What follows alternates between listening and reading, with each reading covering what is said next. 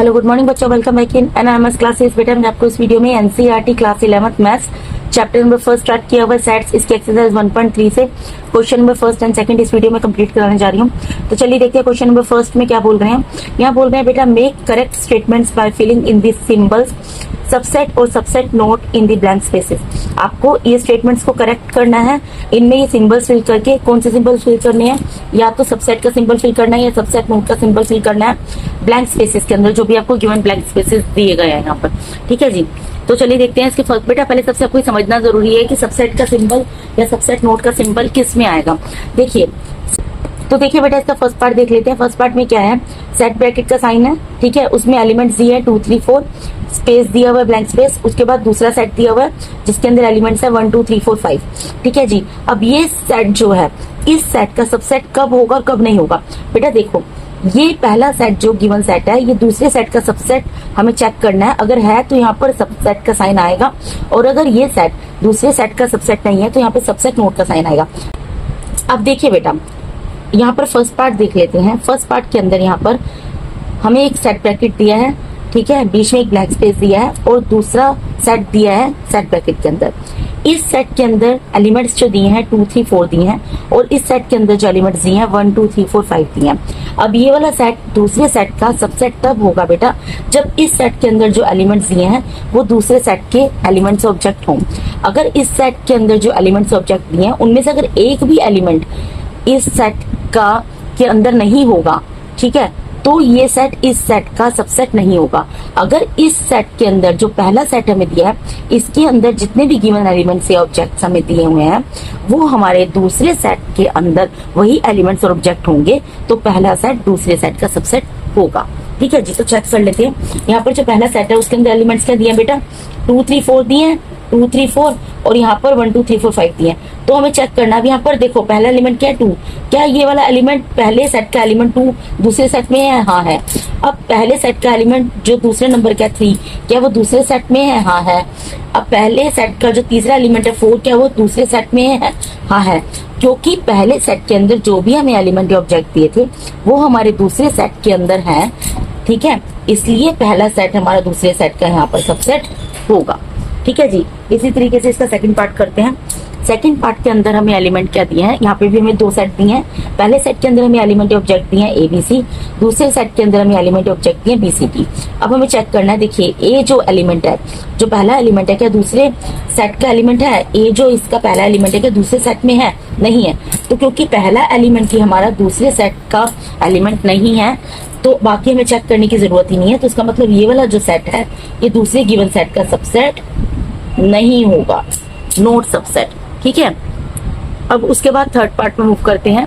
देखिए third part के अंदर क्या बोल रहे हैं। यहाँ पे हमें पहला सेट जो दिया है उसमें क्या दिया है, ये हमें सेट बिल्डर फॉर्म में दिया हुआ है। इसमें दिया है x such that x is a student of class 11 of your school. आप ये मान लो कि x जो है वो आपके क्लास 11 का, आपके स्कूल का, मतलब आपके स्कूल में जो क्लास 11 था उसका स्टूडेंट है x। ठीक है, अब उसके बाद ब्लैंक स्पेस दिया, उसके बाद हमें दूसरा सेट क्या दिया हुआ है, दूसरे सेट में क्या दिया है, x such that x student of your school.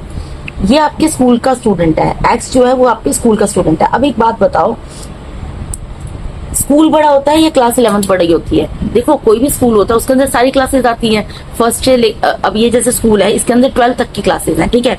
और यहाँ पर ये बोल रहे हैं एक्स एक ऐसा स्टूडेंट है जो कि क्लास 11 का स्टूडेंट है आपके स्कूल का, और यहाँ पर बोल रहे हैं एक्स एक ऐसा स्टूडेंट है जो कि आपके स्कूल का स्टूडेंट है।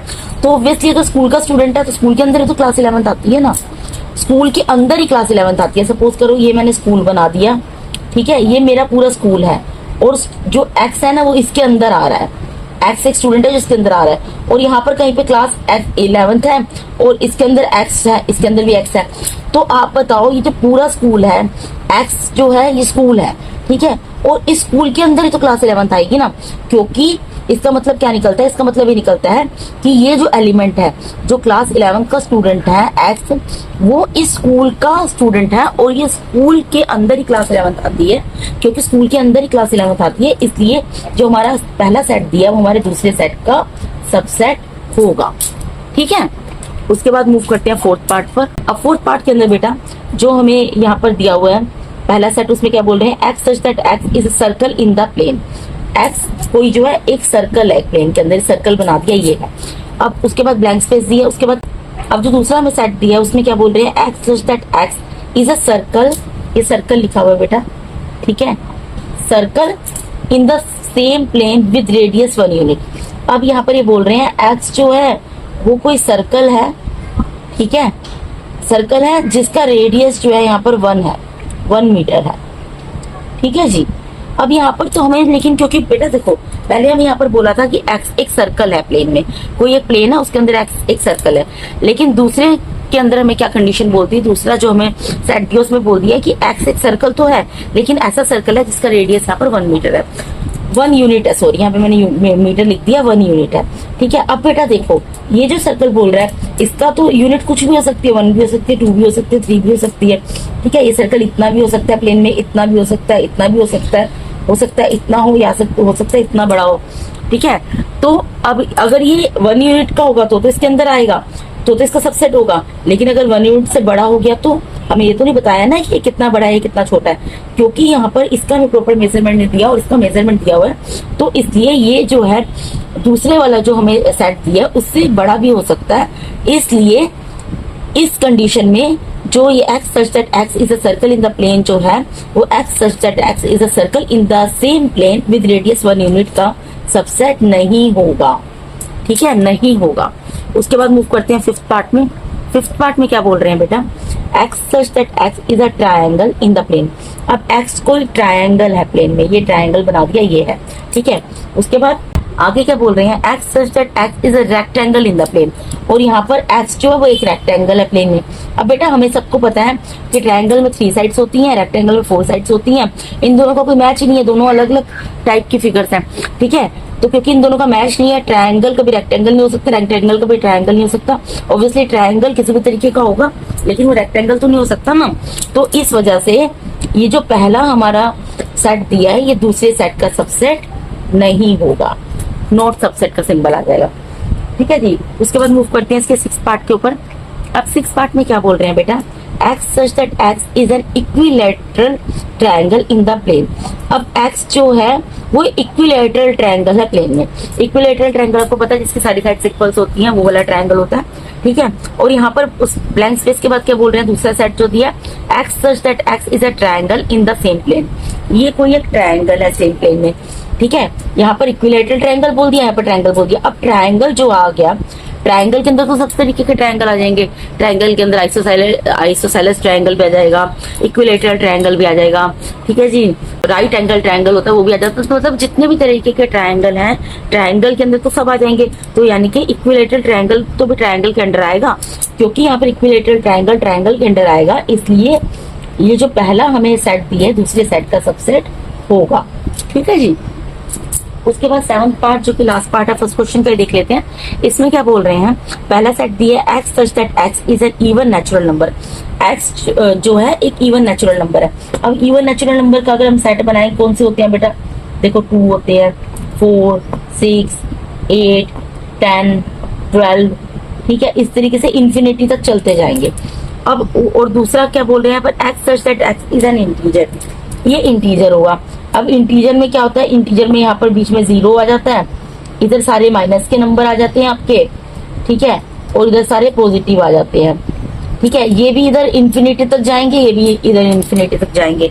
तो अब एक बात बताओ, इन्फिनिटी तक जाएंगे तो, लेकिन ये जो इंटीजर है इसके अंदर जो इवन नेचुरल नंबर है वो भी तो आएंगे ना, वो भी till the end of infinity तक आएंगे, क्योंकि अब हमारा जो पहला हमें सेट दिया था इसमें हमें इवन नेचुरल नंबर बोले थे जो कि 2, 4, 6, 8, 10, 12 एंड सो ऑन होते हैं, और दूसरा सेट हमें जो दिया वो इंटीजर का दिया, और इंटीजर के अंदर हमारे सारे इवन नेचुरल नंबर आएंगे, क्योंकि इंटीजर के अंदर हमारे सारे इवन नेचुरल नंबर आएंगे, इसलिए जो पहला सेट है वो दूसरे सेट का सबसेट होगा, ठीक है जी।